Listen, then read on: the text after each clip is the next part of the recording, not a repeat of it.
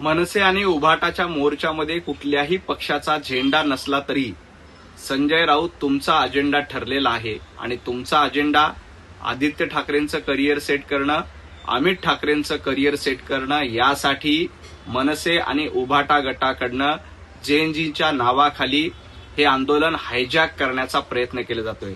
संजय राऊत जर का अजेंडा नसता तर तुम्हाला या रॅलीमध्ये भाषण का करू दिलं जात नाही?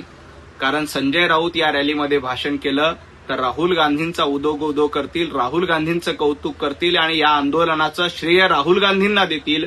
म्हणून संजय राऊत तुम्हाला देखील या आंदोलनामध्ये बोलू दिलं जात नाही।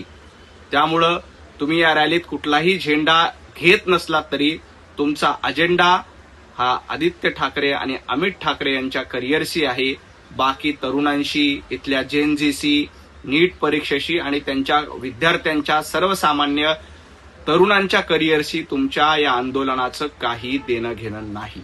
उद्धवजी ठाकरे मुलाखतीमध्ये असं म्हणाले की ज्यांना रामरक्षा येते त्या नागपूरमध्ये जाऊन आम्ही आंदोलन केलं। उद्धवजी ठाकरे, आम्हाला रामरक्षा येते त्याचा आम्हाला आनंद आहे, परंतु तुम्हाला स्वतःच्या पक्षाची देखील रक्षा करता येत नाही। पुस्तकामध्ये बघून रामरक्षेचे 2 श्लोक वाचता येत नाहीत। त्यामुळं आधी आपल्या उरल्या सुरल्या उभाटा गटाची रक्षा करा आणि मग पंतप्रधान नरेंद्र मोदीजी, देवेंद्रजी फडणवीस यांच्यावर टीका करा।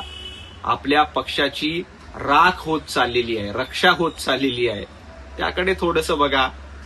भारतीय जनता पार्टी, देवेंद्रजी फडणवीस, पंतप्रधान नरेंद्र मोदीजी यांना जनतेचे आशीर्वाद आहेत। ते लोकांमध्ये जाऊन काम करतात, घर बशाची भूमिका ते घेत नाहीत।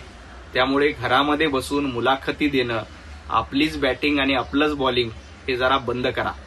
उठ दुपारी आणि घे सुपारी ही बिरुदावली उभाटा गटानं मनसेला दिली होती। संदीप देशपांडे याची आठवण आहे का तुम्हाला? आज तुम्ही पंतप्रधान नरेंद्र मोदीजींवर टीका करतायत। कोण हिटलर आहे, कोण झुटलर आहे हे सांगण्याच्या भानगडीत पडण्यापेक्षा आपला पक्ष आणि आपण झोलर आहोत हे एकदा मान्य करा। संपूर्ण महाराष्ट्राला माहिती आहे की झोलर कोण आहेत।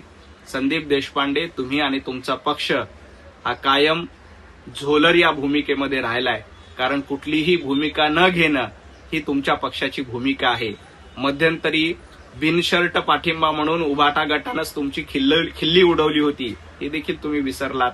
त्यामुळे विनाकारण पंतप्रधान नरेंद्र मोदीजींवर टीका करण्यापेक्षा वरळीमध्ये आपलं डिपॉझिट जप्त झालं होतं, दादरमध्ये आपल्या पक्षाच्या नेत्याच्या मुलाचं डिपॉझिट जप्त झालं होतं, त्याकडे थोडं लक्ष द्या। बाकी तुम्ही झोलर आहात हे महाराष्ट्रानं कधीच ओळखले।